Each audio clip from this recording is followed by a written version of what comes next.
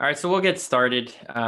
This is a lunch series event for the American Indian and Indigenous Community Center at Virginia Tech. Obviously, because of the coronavirus pandemic that is affecting the entire planet, essentially, we are doing these virtually, so we don't have lunch for you all, unfortunately. But nonetheless, we do have a fantastic conversation for you all. So the first thing I'd like to do as we start off this event is read the land acknowledgement for Virginia Tech. And I will be reading it in Spanish for you all. Here on your screen, I hope you are seeing the English version of it, which is basically a translation of that. So, reconocemos los pueblos Tutelo-Monacan, quienes son los custodios de la tierra en la cual trabajamos y vivimos, y asentimos sus conexiones continuas a la tierra, el agua y el aire que Virginia Tech consume. Saludamos a las naciones Tutelo-Monacan, a sus ancianos pasados, presentes y emergentes. And with that, we'll start loading up Annabelle's PowerPoint, and I'll introduce her right before she gives us her fantastic talk. Anabel Galindo is a PhD candidate at the University of Arizona. Essentially pretty much done. We were just talking a couple minutes ago. She's defending in a couple weeks, so it's within reach. So congratulations, Annabelle. She'll be defending in a couple weeks. Her work explores Yaqui community identity and mobility from late colonial to early 20th century. Using mobility as a theoretical framework, she emphasizes the importance of moving away from misconstrued notions about Indigenous peoples and their history. She currently works for the Pascua Yaqui tribe as a history instructor, developing curriculum and teaching classes for community members of all ages to engage in Yaqui history through a multidisciplinary approach. She is a proud mother of 2 beautiful daughters, and together they are learning their beautiful Yaqui language. There we go. So do you want to load up your screen, PowerPoint? Yeah. Okay. Oops. I think we're ready. All right. Let me see here.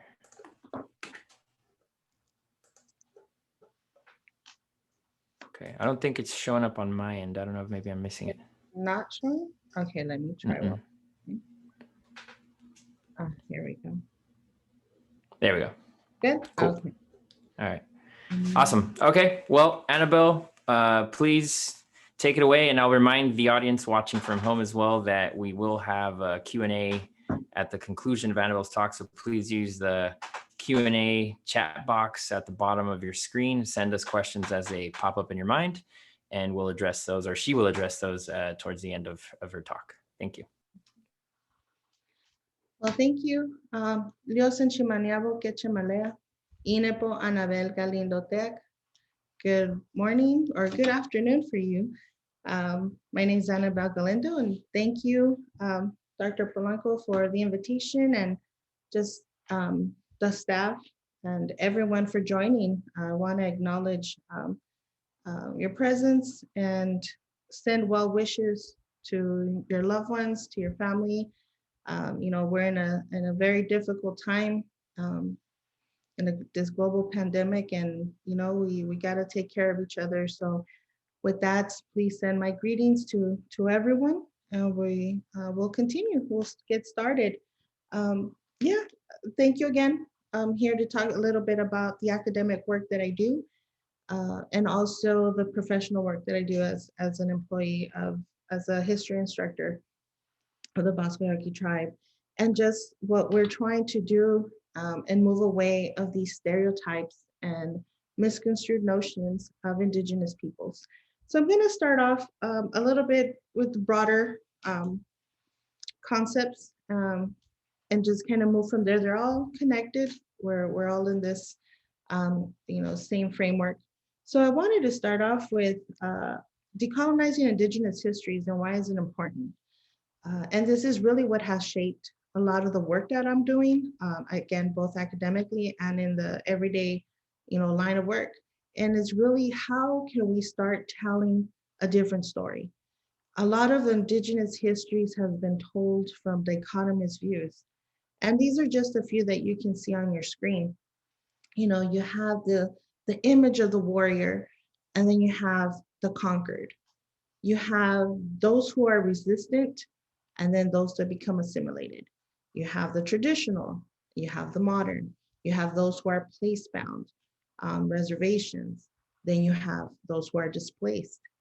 And if you look at these, there's really no in between. You're either fixed in these categories and there's no movement. There is no understanding of the complexity of Native peoples, right? So if you're displaced, you lose your traditions. If you lose your traditions, you become assimilated. If you become assimilated, then you're conquered. It goes up and down. And there's many more dichotomies that can be listed. And you can see by the images here, I mean, this is basically what literature, the scholarship for many years has focused on for Indigenous people. There's no really questions or challenges to these ideas. And these frameworks have been used not only in scholarship, but they have framed also the public perception of Native peoples. And it affects at every level. It affects the laws, the way Native peoples are treated. And it's across the board. It's not just in the United States, it's in Mexico, it's in Canada, it's pretty much all over where you have Native peoples. And this is, the perception. So keep these concepts in mind as we continue throughout the presentation. And you can see where these kind of fall in and why we're trying to move away from that and really say, no, there's more to this. There's the in between. There's colors, there's different variations, there's nuances to all of this. So this is the framework where we start off. And so when we talk about Yaqui history, it's really been very timeline based. You either talk about the culture, which is very rich, uh, and so you have scholarship just dedicated to the ceremony cultures, the cultural societies. Um, and then you have what you can see here, which is very, from the beginning of the Spanish encounter to what we have today. And so I just wanted to go through a few just so that you have some information and background on some of this. So you have, of course, the encounter with the Spanish and what you have now in considered New Spain, right at the time, what is now the southern state of Sonora, Mexico. And you have the encounter. And this is one of the most recorded because this is the moment that the Spanish come in and the Yaquis push them out. They are not allowed to enter. Then you have a period of religious and spiritual syncretism. There's very well known that there's a lot of a blending, if you will, of Catholicism and indigeneity in the Yaqui spirituality. So you can see that. So this is kind of the era where they're talking about this syncretism.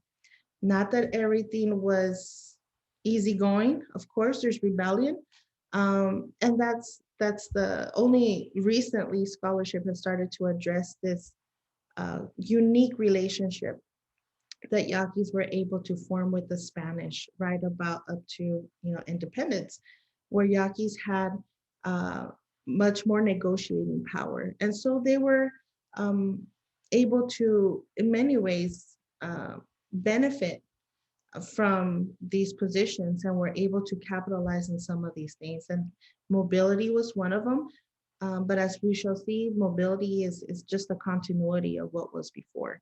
And when things were not going right, the leadership would ensure that things would be attended to. So 1740 marks one of those important dates where Yaqui people were dissatisfied with the Spanish and the treatment that they were receiving, and took that complaint up to the highest power, in Mexico City at the time. The relationship suffered, and just like throughout New Spain, Spanish influence was diminishing, and here comes Mexican independence. And of course, I'm giving you a very brief timeline. There's obviously a lot of things that happen in between, but these are just like the main points. So because of Mexican independence, new government, new form of political movements rise, and you have another Yaqui rebellion,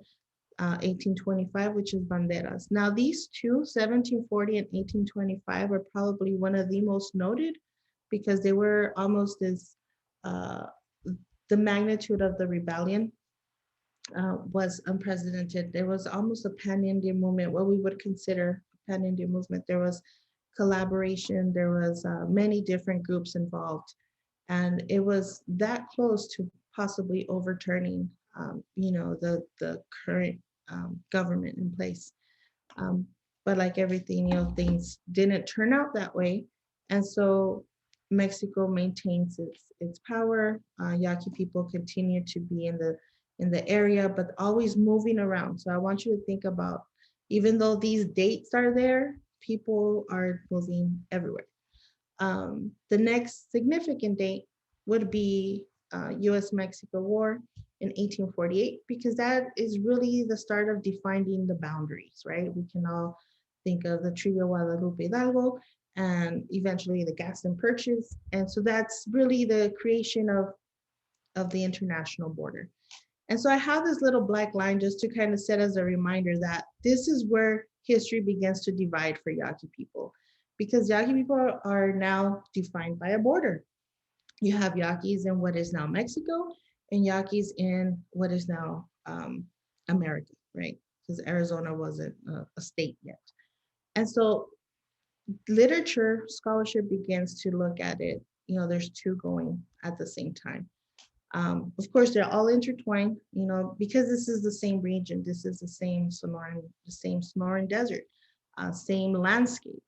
However, now there's an international boundary, physical and imaginary, as we always say, that's still very present. However, 1870s and through about 1910, you have under Porfirio Diaz, the dictatorship, um, basically endorsing the genocide campaigns against Yaqui people, and really anyone who really looked indigenous. And throughout the country, it was about the same. But Yaqui people were deported, were massacred, um, for many decades in the name of progress. And Porfirio Diaz, as you might come across in your studies or in books, there was an era of modernization and expansion. And there's nothing different from what was happening in the United States. We're talking about westward expansion. What does that mean? It means progress, right? In their view, progress meant modernity, railroads, land, tilling the land basically for their business ventures. And that's really what it was on both sides of the border at this time. Uh, but Yaquis in Sonora had a very, when you talk about, unfortunately what happens in the Holocaust and these genocide campaigns, it happened here. And it's just not talked about in the school books, but genocide campaigns happened here, happened throughout Native America, Native American country, and more specifically in our case that we're talking about in the Yaqui case. Shortly after that, of course, you might know the Mexican Revolution on the Mexican side occurs. There's a spillover. Of course, there's always tension. By the 1930s, though, there's a Reconstruction era, if you will, on both sides. You're talking about the end of World War I in the the U.S. and the Depression. There's a feeling of trying to get back to some type of normalcy, and the same thing is happening in Sonora. The Mexican Revolution is pretty much done. There's a period of let's revitalize the nation.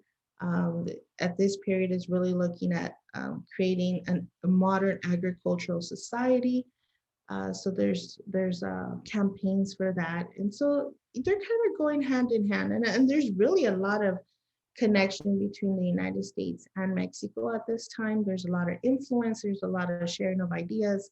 Major waterworks are being constructed in Mexico based on and modeled by what the US is doing. So there's a lot of things that are similar going on. But again, that line, as you can see, the black line there, it's really showing, eventually the line gets, further apart because it's two nations now. And so Yaqui history gets divided that way. And so that becomes kind of, confusing sometimes. So how do we address Yaqui history? Which side are we talking about?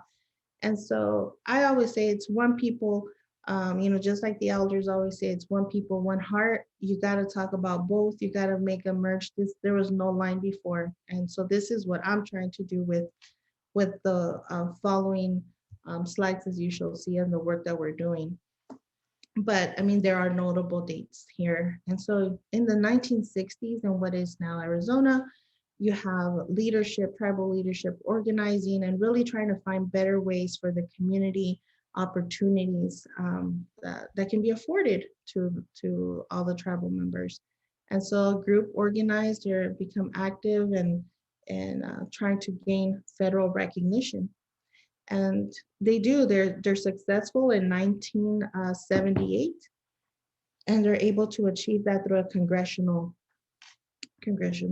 act of Congress, basically, and with the help of what's signed by Jimmy Carter. And there's a lot of support from the senators of the state senators, but there's also scholars who were very involved in the process, and some of you'll come across in your readings, like Edward Spicer. They were all very involved during this time period, and again, shaping that narrative. But 1994, there's also the Pascua-Yaqui tribe receives a historic status. So although there was a federal recognition in 1978, there was really no there was no support. There was no funding for education, really no funding for housing, social services, those types of things. It wasn't recognized because until that point, Yaquis received recognition based on this idea of political refugee, which is what scholarship at the time really pushed forward, this idea that Yaqui people were political refugees. Now it worked. It worked to get the federal recognition, but that, like the leadership, the tribal elders knew that was, one, is not enough, and two, that's not true. It's not completely true. And so in 1994, they were able to achieve historic status. And what that means is that Yaqui people were recognized as having ancestral connection, ancestral knowledge, history to the Sonoran Desert of what is now the United States. And so that really changes things. There's a lot more opportunities, but also it brings forward that Yaqui people have been here for many, many years, for thousands of years, and not just in the 1900s because of the genocide campaigns. And so this hasn't been pushed forward as much. There's still a lot of literature that's coming out today that recognizes that importance of Yaqui people in the borderlands area, but only still fixate on the 1870s, 1860s, and don't look at anything prior to that. And of course, we can talk about what's happening, a few things that happened since 1994. There's a lot of opportunities that came with that. There's enterprises, tribal enterprises. There's a lot more services that are offered. In a bigger picture, there's also continued collaboration with the Yaqui people in Sonora, and just throughout, the country, and been able to make a lot of notable achievements. One of which in 2009 was the repatriation of the human remains of the fallen soldiers from 1902. Again, back to the genocide campaigns, they were killed and massacred, and their remains were sent to New York to the Museum of Natural Science, and were there for over 100 years. And they were able, in a collaborative effort with the traditional authorities from here and the traditional authorities from the Yaquis in Rio Yaqui in Sonora, were able to bring the remains back and do a vigil in the United States as well as in Mexico, and lay them to rest after 100+ years being in a museum. So there's always continued, even though histories might, these political histories have a different direction. The cultural connection, the kinship continues to be very strong, very involved, and so a line like this, a timeline won't tell you that. But this is why we need to start deconstructing these histories. And so, like I mentioned earlier, scholarship focus has been on basically on two periods. So if you look at these two little circles here, so I don't have uh, better map here, but it really just shows you in general where scholarship has focused. So you have the encounter, back to Rio Yaqui area, what is now there. And it's that idea that the Yaquis forced or pushed back the Spanish for over 80 years. They were not allowed to enter. They allowed the Spanish to come in on their own terms right around the 1600s. And that's that whole era, right, that we talked about syncretism and things like that. And then you kind of jump from that period to the war period. And so then the war period in the 1870s to 1910 is fixated on this area and here. So can you imagine this is what the scholarship looks like for Yaqui history? It's just these two regions. And so it's very limited, but I mean, it's very important. I don't want to get the wrong impression that we, of course, you validate this history because this was a very critical time. But this is also the time that these terms and terminologies came to be. And so the narratives just really hone in on these two eras. And of course, like I said, this era of genocide for the same reason has received a lot of attention. But as even the elders have said, there's a lot more to Yaqui people and to Yaqui history, to Yaqui culture than this era. This era doesn't define everything, but it does in many sense because of the political implications it had. So you will all, when you hear of Yaqui people, you're gonna hear they're political refugees, just like we said, they're Mexican Indians, or they're displaced immigrants. And so that's the terms that have come to define in more recent times, right? And so again, not taking away from this important era, but it has really taken this whole time or this whole space on this concentrated on this era. And again, it's something that has to be told, but it's also there's many other stories that need to also be told. And that's kind of where we come in.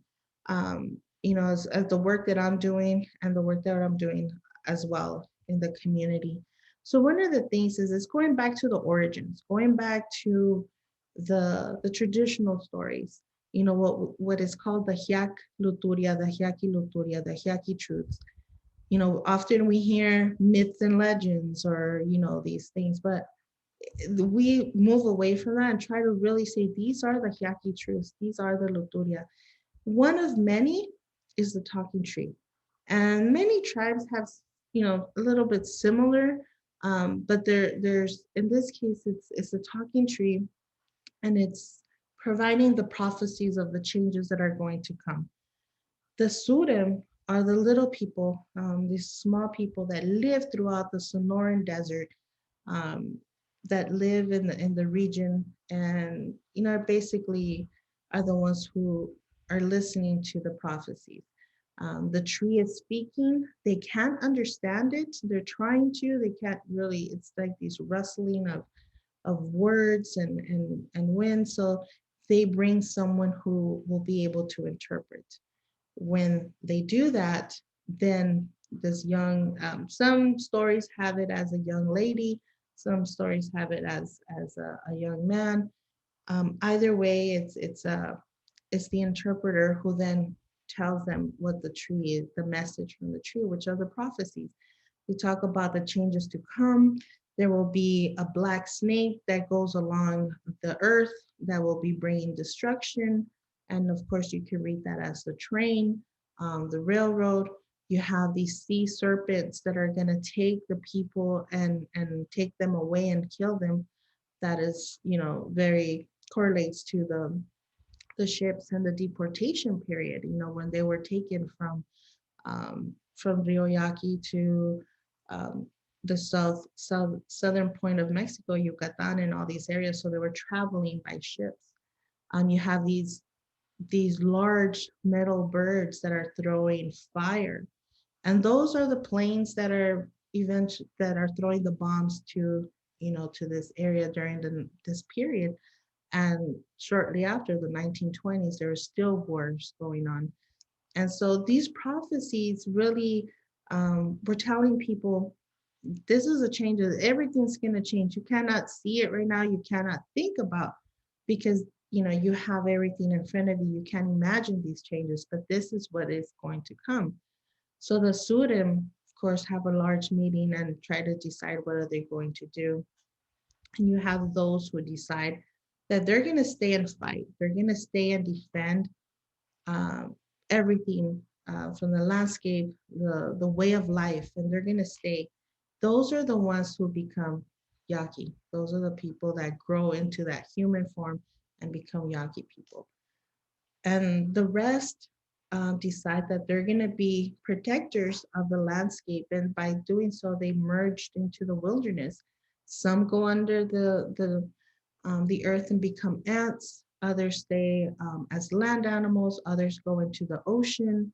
Um, so if you think about it, these the Sudim that go into the wilderness, that become part of the wilderness, and they're still moving up and about. They're still there protecting. There's in essence that's mobility. There people are moving. There's no boundaries. They're still there in the landscape, and just like the people will be moving back and forth with the relations and social networks that have always been there. So is this big concept, and you're gonna have to adapt. You're gonna have to negotiate. You're gonna defend. So those are some of the prophecies and that you can take out of this. And of course, the short version of the story. And like I said, there's many others. But this is where we like to turn to because these are the stories that really shape and make us think, wow, the way things have been told, this is not what the stories tell us. Or we can dig more into this, or we can start asking more questions. And sit down with an elder and ask them, what do they think about these stories, and they will tell you, and you'll see a whole new perspective. And those things are not going to be captured in that timeline history. And so this is where we're talking about breaking the boundaries, rethinking what all of these concepts mean, and these ideas of territorial boundaries and reservations, and really think outside of that and look at what elders have to say. And so because of that, we've been moving forward, and it's really shaped how I want to look at my work. And I know that I wanted to look at that in between. Remember, from the dichotomies, you have one or the other. But what happens in the middle? There has to be more. You cannot move and lose everything. You cannot be traditional or be modern. So I started asking these questions, and I go, and again, always in consultation with the community, always in consultation with the elders. What do they think? Am I on the right track on this? And some, there's different perspectives, and you respect those. But for the most part, everybody that I have talked to, thankfully, has been very supportive and are very interested in this and the work that I'm doing. Um, and so I wanted to look at Yaqui mobility as a lens to really try to capture that complexity of Yaqui life, the complexity of Yaqui history. Now, this is still like I said, I'm still learning, and I'm going to continue to grow this project, continue to expand this project. But it's been an amazing journey to do this dissertation, because it's more than just that. It's really been a part of everything that we do, and to look at that. So briefly, I've looked at a couple of case studies, and there's some that I don't have on here, but here in the colonial period, which is what we're talking about, we have a section that I dedicated to California, because again, you read the magazines, you read the newspapers, and again, you're going to have, oh, well, Yaquis are coming in 1900, the wars, they're coming over. Um, and you realize, okay, well, that can't just be it, right? So I start doing some detective work, looking at population census, um, travel diaries from miners, missionaries, and everything in between. And then sometimes it's just one line that you'll find, but that's all you need to really start putting that, that little piece into that bigger puzzle, right? I've been able to locate and find small villages or small groups of Yaquis in Baja California from Cabo San Lucas all the way to San Francisco. Same with Arizona. Of course, again, political refugee, 1900, but we know, excuse me, if we're just looking on the record, you have, if you want a written record, you have one from the Tumacacori mission in the 1730s. Same thing with Chihuahua. Chihuahua is the neighboring state of Sonora. And again, there was Yaquis traveling to these areas from the late 1600s all the way up to the mid 17, almost 1800s, establishing communities, working, laboring. Yes, some of them were laboring in the colonial enterprises like the mines, the missions, and the ranches. However, don't let that in itself just um, be the takeoff. What they were doing is, yes, they're laboring, but they're also negotiating their space. And mobility allowed that. They allowed to negotiate their work and their time and their place. They were able to continue their language, continue the cultural ceremonies, well into the settlements stayed there. And so not many Native peoples at this time had that opportunity to do so. Now, I'm focusing on the colonial period because a lot of the work I knew, the like pre-conquest, pre-contact, is definitely going to take a lot longer, and it's something that we're doing with the tribe. Um, and we're looking at northern Arizona, New Mexico as these connections, and they exist. And they exist because we have those social networks. The Hopi have been one of the most vocal about this relationship with Yaqui people. So again, they recognize Yaqui people in their oral history. So that just raises that importance that you have to communicate, you have to tell this, talk to people, talk to different Native communities because they're in their stories. You share similarities, you share stories, sometimes you share even the language. And so we have to break this idea that you can only find history in the books, history in the archives. Oral history is one of the most important fundamental ways of doing Indigenous histories. And so this is just some of the work that we're doing and putting it in there, putting in there. And so I wanted to just share really briefly what I've been able to find with California. And this is just a map of showing, colonial mobility. But when you think about colonial mobility, don't think that the Spanish came here knowing where they were going. All of these trails are ancestral trails. They're native trails. People know where to go. They know the landscape. So California, for example, I looked at the mobility and I looked at the community formation. Basically, you have a community that moves into San Diego area in 1769 and eventually move up. But earlier than that, of course, you have Baja California. So, if you look at Guaymas, which is kind of where Rio Yaqui area is, you know, it's not, it wouldn't be uncommon to have Yaquis, going across, and they did. there's stories about, connections to this landscape, connections to the people, ceremonies that participating in.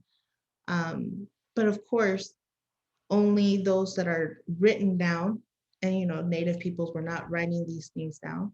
It's only what the missionaries observed, when they were here, and those are the ones that are in the books. So sometimes we have to read along, their reports or against their reports, so along the grain or against the grain, right? However you want to look at it, to try to find these snippets of mentions of you know of a word, of a phrase that shows, hey, Yaqui people are here. And so it's really been a detective work looking at this. And even there's a community that exists there now today in Baja California who continue the ceremonies, who continue every year the Lenten season. And they for many years hadn't gone back to Sonora, but have been able to travel up and down the coast and meeting other Yaqui people. So again, there's there's settlements that stayed there for many years and just became a Yaqui community outside of what you think a traditional homeland is. And so we're redefining that sense of community, redefining identity, because if you look at the records, mission records will tell you, well, there's no Yaqui people anymore. Only Yaqui people exist in Rio Yaqui, but that's not the case, right? You look at the names, you look at the last names, you look at where they come from. So it's a lot of detective work, but you find the limits of the archive. You really have to start looking at the language that's used, again, the terminology, what they were doing. One mention in one of those documents, we will tell you that those were Yaqui people. Just because the archive tells you they are now gente de razón, because they are now the reason ones, right? They're Spanish because they perhaps spoke Spanish, dressed Spanish, but don't let that define it, because what you find is the Yaqui people are still speaking the language. They're very knowledgeable in negotiating and adapting. And so this is what this work is doing. We're introducing new ways of redefining community, redefining identity. We're moving away from this idea of diaspora and migration, because everything and everyone is really interconnected in some ways at some point. And so when you look at the landscape, you will find it. When you look at the names, the language names, it's there. We've been able to find Yaqui people among the Chumash. So maybe there was smaller families that moved to California, and maybe they weren't able to establish per se just a solely Yaqui community, but they were still embracing their identity because they're in the histories of other people. And so wherever you go in Southern California, you will find, someone who is Yaqui, someone who's been there for generations, someone who's recent. So there's always been this connection. And those are the types of histories that we're trying to capture. And again, it's really through the oral history that you're gonna really start changing this perception and changing really changing the narrative. And pretty much in every document or in every community that I was able to find, you had culture. Ceremony culture was still very present. It might have been just one line that says, there was the Yaqui deer dance. So that tells us that they were still there practicing. There was still that connection to that language, to that knowledge base, to that way of life. Doesn't matter where you're at. So it's really been interesting. It's fascinating to find all of this material. And again, this is only a small portion. There's still a lot of work to do. We're still finding things literally every day. We find whether it's one word, a community that's out there in New Mexico that has the same name as a community in Rio Yaqui. And then you start asking questions, you start asking the elders, and you just start getting a whole other knowledge. And it's just great to see that. And it's coming from that perspective, right? So this is the work that we're putting together, that I'm putting together in my dissertation, but moving beyond as part of the greater picture of the Yaqui ethnography. And so what I wanted to just ensure that you think about as we talk about this. I know it's kind of hard to talk about a timeline history and then think about these conceptual thoughts and processes, right? But this is what we're trying to do, and really think that it's one people, one heart, Wepul Hiapsi, one heart, excuse me, that that have lived in the Sonoran region for millennia. They're not political refugees. They did not arrive in 1900s. Language and culture really transcends the border, this whole fabrication of a physical border, right? That it doesn't exist um, in terms of that continuity of language and culture. There's still exchanges, they're still strong on both sides, there's still a connection. And even beyond that, right? We just mentioned Baja California. We also have 6 ceremonial communities in Arizona and 10 ceremonial villages in Sonora and one in Baja California. There's dozens of villages throughout Arizona, California, Sonora, and even our tribal chairman always says as there's Yaqui people in each state of the United States. So Yaquis are everywhere. Mobility. Um, right now, there's about 20,000 or so enrolled in the US and about 40,000 in Mexico. Today as part of the work that we're doing for the tribe. So it's kind of, sometimes it feels like I'm doing both at the same time. It probably is, but I'm doing dissertation work, but it's also with the goal in mind of helping the community, because it's not just academia. Like I'm not, I want to be able to contribute. I want to be able to be part of helping with that historical narrative, deconstructing that historical narrative.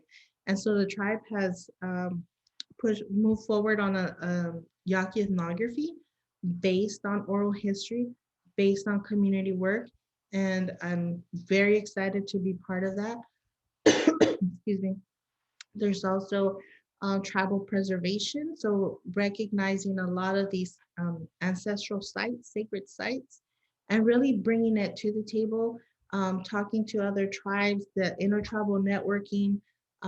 We all have the same goal in mind, and we're trying to break away from you're here, you're boxed over here, you're boxed over here. No, people have always connected. Continuing the cultural exchange, has been wonderful. We have youth programs that are continuing to do that. You'll see a Yaqui ceremony and you'll see communities from Sonora as well, from even now, more recently, Baja California has been more involved in Sonora. And so everybody is just trying to solidify that and make it stronger. We also have the UN petition for the restitution of the human rights violations in Sonora. It's one of the first where indigenous tribe takes Mexico to the international courts. And they were actually awarded the time to be able to see that, to hear that court case. And it's basically the water rights. And you might have heard that it's more contemporary what's going on. But again, it's going back to years and years of dispossession and land. So that's a whole other area of discussion there, but it's something that the tribes on both sides have collaborated. The tribe here, the Baswaki tribe, is one of the 3 that enacted the Violence Against Women Act in 2014, and basically it's allowing the tribes to prosecute a non-tribal person for domestic violence, right? The tribe continues to push forward history, language, and culture. This is where I fall in. I teach the history. I continue to work with the youth and just trying to find different ways of teaching the history through hands-on, but also through food. And that's really been a new direction for me, really using food culture, food sovereignty to teach history. And out of that, we have created the Indigenous Food Festival that is now on its 5th year. And you're more than welcome to join us this year because it's going to be virtual. It's going to be Facebook November 16th to the 20th. And I can send Dr. Polanco a flyer, and you're more than welcome to just look at the videos to have the schedule of events, if you will. So we're also challenged by COVID, but also using this as an opportunity to outreach even more. And so, you can follow us on Facebook there. And before I leave, because I know I'm running, have a couple minutes, I just want to invite, if you're wanting to study, if you're from a community, or not, you're wanting to study Indigenous peoples, analyze what's out there, analyze the views that are used to describe, study, and talk about Indigenous peoples. You're going to have to deconstruct some of these perceptions. Look at maps, look at the documents, read into what they say and what they don't say. Redefine that language, redefine that terminology, those dichotomies. There's a lot there. You can counter all these stereotypes that are there from, that have been there for a long time, through popular culture, novels, whatever, what have you. There's a lot of stereotypes that have been embedded. And it's time to start redefining that. Challenge the physical and imaginary borders, because they were never there, so we have to start thinking outside of these boundaries. And invite and collaborate with Indigenous peoples. It's not just to consult and hear me out, but what do you have to say? Let's bring them to the table. And I think that is the way to start changing the way we do history, the way we write history, the way work should be done, And so that's what I always teach in the class. This is my model that I follow. I always try to incorporate and always try to invite people and have their voice in the work that I do. And so with that, so this little map I was looking here, I just put it up just to kind of showcase, like, these are the box reservations, right? All of these uh, defined spaces. And of course, Yaquis are not even on here. So I thought, well, I noticed that like after. But again, that's part of what we're doing. We're trying to redefine what these things say about Native peoples. And in my particular case, what is being said, written, and told about Yaquis. And with that, I just want to thank you.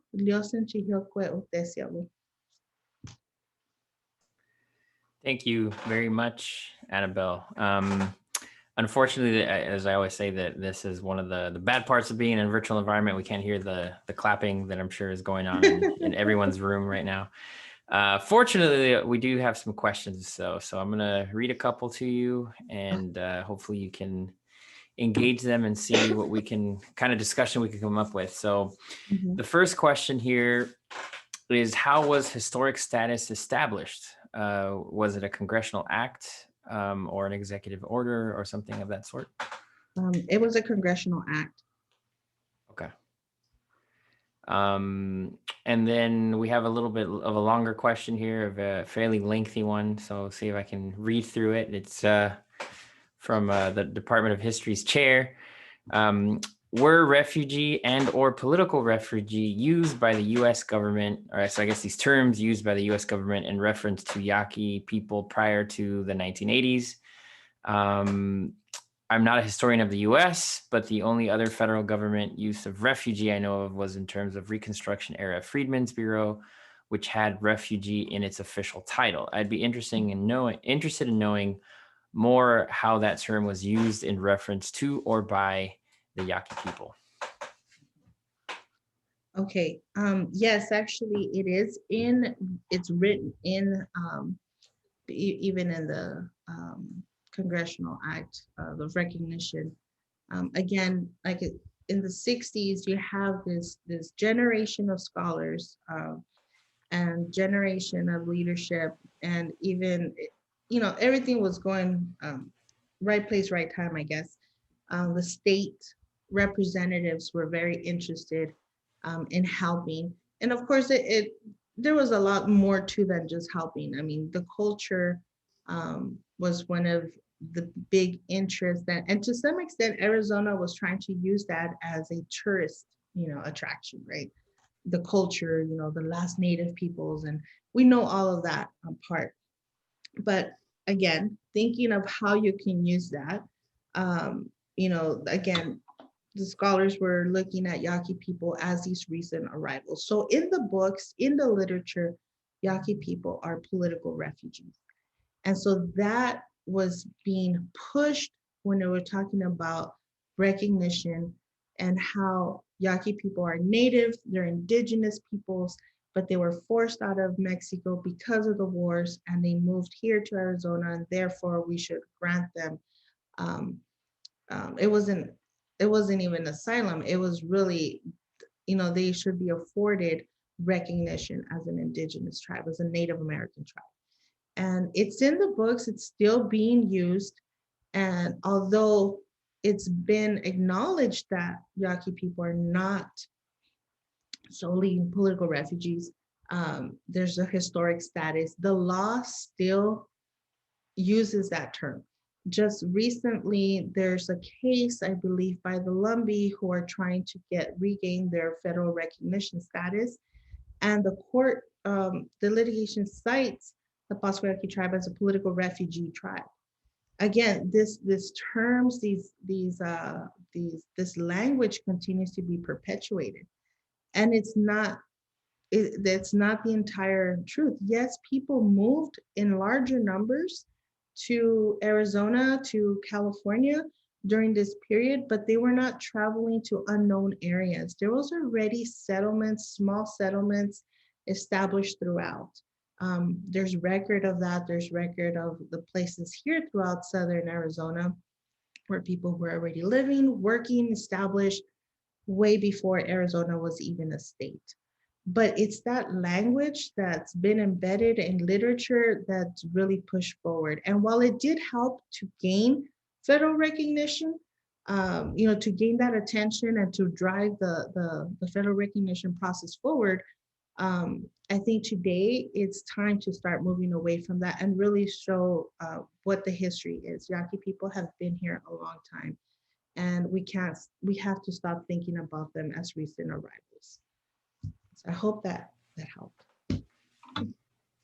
Yeah. So I guess kind of what you're saying is that the Yaqui people themselves do not use the term. It's more of a term that's ascribed to them sometimes by scholars and the government. Right. And I mean, there's still native peoples, there's still Yaqui people that, because this has been, again, embedded, it's been talked about. It's what, and again, you're not taking away from those stories of people moving around this time, but so there's some confusion sometimes among community. Well, this is what we heard, and yes, there's truth. People were coming. However, they were coming to places where there's family here, and families from generations ago. And so we're trying to break away from that conversation, from that narrative on every part, from the tribal perspective, from literature and things like that. Okay. Awesome. Thank you. Mhm. I have another question here. It's a kind of quick one. Where in Baja California is that community? So I'm assuming the question's where in Baja California did Yaqui people set up communities or a community? Yes. So the one that's there, I mean, there's still communities and families throughout Baja, like Cabo San Lucas, La Paz, but the one right now um, that upholds and maintains the cultural ceremony, so ceremonial community, is in Santa Rosalia. Santa Rosalia. And it's just, if you look at the map, there's Guaymas and Sonora, and it's literally straight across from Guaymas. So Santa Rosalia. Okay.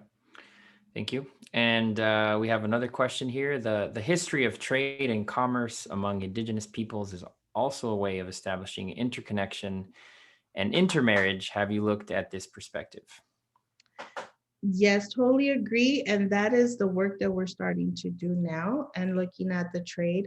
And there, I found some of the intermarriage, especially in California, where Yaquis were intermarrying with different communities, the Chumash, the Kumeyaay. And so we're working on that.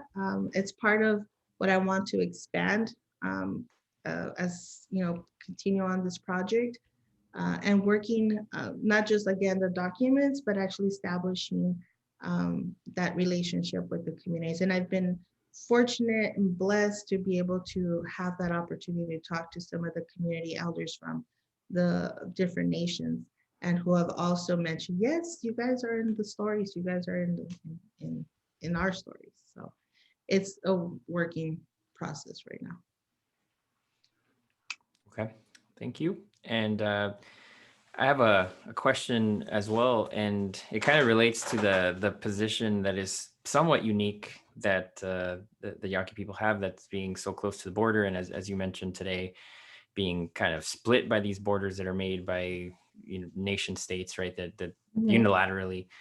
And how does that affect identity within the Pascua Yaqui people? So let's say in the United States and Mexico, do people identify as Mexican in the United States, or do they try to kind of remove themselves from that identity, especially right now with all these immigration issues that are going on in the border?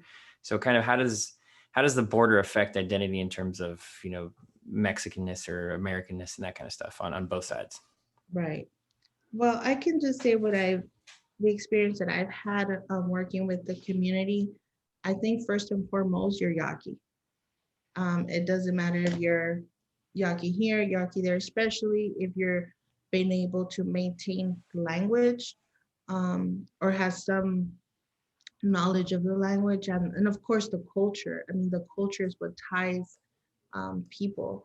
And so there's when you have that, you're Yaqui. It doesn't matter where you're at. Of course, it's not to say that, there's other perceptions. You have younger generations. So just like in every community, we're working towards getting more language involvement, more culture. And the same thing is happening in Mexico. And these are outside factors, you're talking about, at this point, you got to start talking about the economy, all the other social issues that affect communities, across the board. Um, so then you have those who are maybe a little bit more disconnected, and just in the personal work that I try to do is try to look at the youth and find ways how to reconnect and engage. I'm not the only one. There's many people who are definitely have this knowledge and skill set who are doing this on a day to day. I try to do this, as a program to offer different ways of looking at identity through, especially for the younger generation, on fun ways and how you can, uh, uh, embrace that and make sure you solidify that identity. And like I mentioned, most recently, food has been a new way for me, and it's been exciting to go that way. But in a nutshell, yes, I think when you have that foundation of identity through language and culture, you are first and foremost, Yaqui. Um, and I think even for those who don't may not be as fluent, but you understand that identity base and it's solidified, you're Yaqui first, and then everything else kind of comes after. Okay, thank you. And then we have another question here. What is the process for Yaqui enrollment, or enrolling in the Yaqui tribe? Is there a blood quantum or base roll? And I guess I'll add also, is there a difference whether you're enrolling on the Mexican side or on the United States side, or is it all kind of one similar process? Okay, yeah. Good question. So Mexico does not have a enrollment process. There's no federal up to date. I mean, there's no federal recognition that exists in Mexico. 2011, they changed the constitution to recognize that there is indigenous peoples and you recognize language, culture, all these things.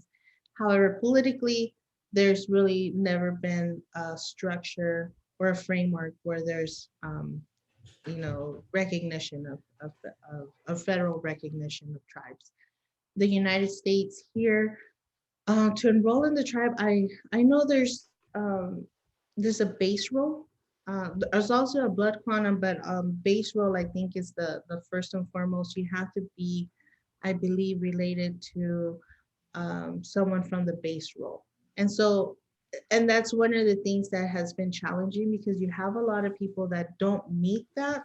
They are Yaqui. Sometimes their knowledge and the language and culture, however, they may not have that connection to the base role, and therefore they're not able to enroll. But again, sometimes if you're just learning and wanting to learn, most people will be very willing, to talk to you. Of course, you have to establish a relationship, trust, of course, all of those things. But sometimes, um, recognition or of registration can only get you so far if you're really interested in, really understanding the culture and language. You just have to, put that effort. But yeah, I believe it's base role for the Pasco Yaqui tribe. Okay, awesome. Thank you.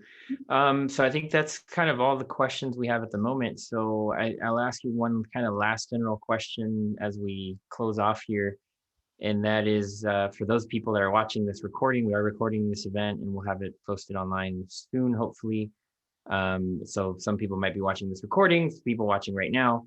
What is the best way that you can think of to support the Pascua Yaqui tribe if someone wanted to do that?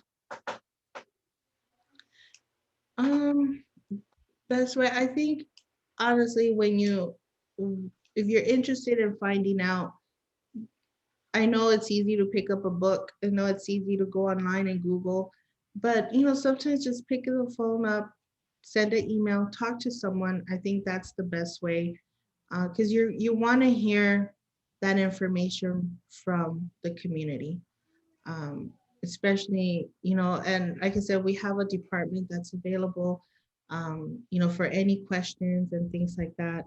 If you ever have that, um, especially the book again is only going to tell you so much, although they do provide some good information. But if you really want to get a perspective, you know talk to a Yaqui person, call the tribe, call the department, and see how they can help. Sometimes you might find a little bit of red tape, sometimes you might send you this direction, that direction, and that's fine. It happens. But I think overall, everyone's really open and willing to help.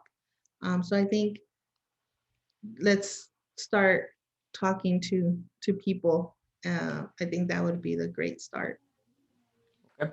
Awesome, fantastic. And everyone in attendance will be getting an email, a follow-up email, and in there we'll have some links to the Pascua Yaqui tribe and other places so you can get in contact with people like Annabelle is saying.